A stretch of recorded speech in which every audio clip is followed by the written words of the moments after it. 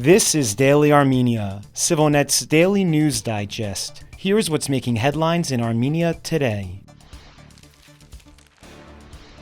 The European Union's special representative to the South Caucasus has said the bloc has been clear that there will be direct talks between Azerbaijan and Karabakh Armenians on their safe and dignified return home. Toivo Klar added in an interview with the online site Jam News published yesterday that Azerbaijan does have an obligation in this regard, which, as it seems to me, it does not deny. Klar also rejected Baku's instrumentalization of what he calls the question of so-called Western Azerbaijan, an idea put forward by Azerbaijani President Ilham Aliyev in recent years that modern-day Armenia is actually part of Azerbaijan. Baku has insisted that Azerbaijanis who fled Armenia at the start of the Karabakh conflict in the late 1980s must be given the right to resettle there as a requirement for Karabakh Armenians who fled last year to return home, intentionally overlooking the fact that hundreds of thousands of Armenians were ethnically cleansed from Azerbaijan at the same time. According to Klar, these are completely distinct questions that cannot be mixed. While highlighting recent breakthroughs such as a prisoner swap deal reached last December and an agreement in April to delimit part of the border along Armenia's northeastern Tavus region, Klar said the onus remains on the leaders in Yerevan and Baku not to stop halfway. Though he did not specify a timeline, Klar said the only thing standing in the way of a normalization deal is the lack of political will needed to reach the finish line. Officials in Yerevan have repeatedly stated they are ready to sign a deal within a month, while Baku has a list of demands that Armenia must enact before it will sign, which includes changes to the Armenian constitution and the handing over of an extraterritorial corridor across the southern Sunnik region to connect Azerbaijan with its Nakhichevan exclave. Yerevan says those are non-starters.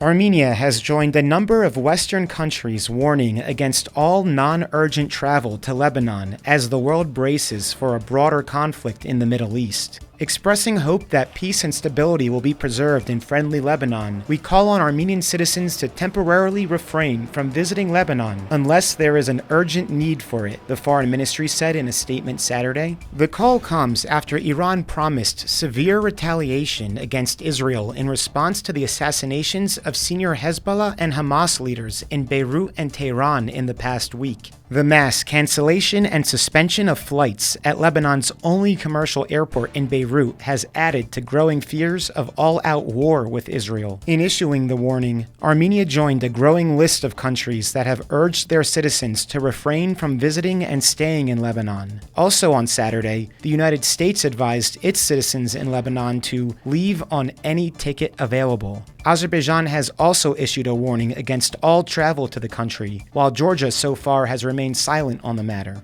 Lebanon has been a center of Armenian diaspora life for at least a century since the Armenian genocide, and is home to an estimated 150,000 ethnic Armenians, some of whom also have Armenian citizenship.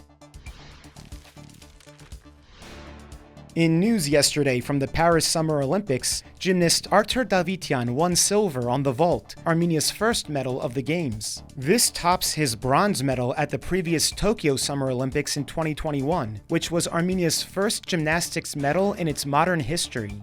I jumped both qualifying vaults badly. There was a question whether I would make it to the finals or not, but everything turned out fine. I made it to the finals, and I'm coming back to Armenia with a medal, Davtyan told the outlet News.am. Davtyan's achievement is made all the more impressive by the fact he's one of the oldest gymnasts at the competition, and lacks access to state-of-the-art facilities like his opponents from larger countries. Following his win, Davtyan told the press he's a little sad not to have achieved a gold medal, but already has his sights set on the next Summer Games in 4 years in Los Angeles.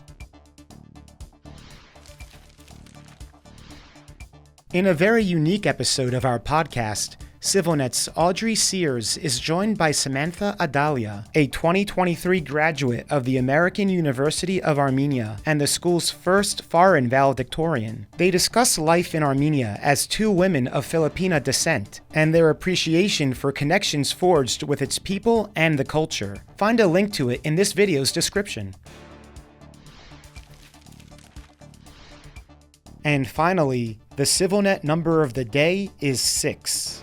That's the placement for Armenia's Vahagin Davtyan, the other Davtyan gymnast at the Olympics, in the rings final on Sunday with a score of 14.866. His result is quite impressive considering he is the oldest competitor out of all the Olympic gymnasts, turning 36 later this month.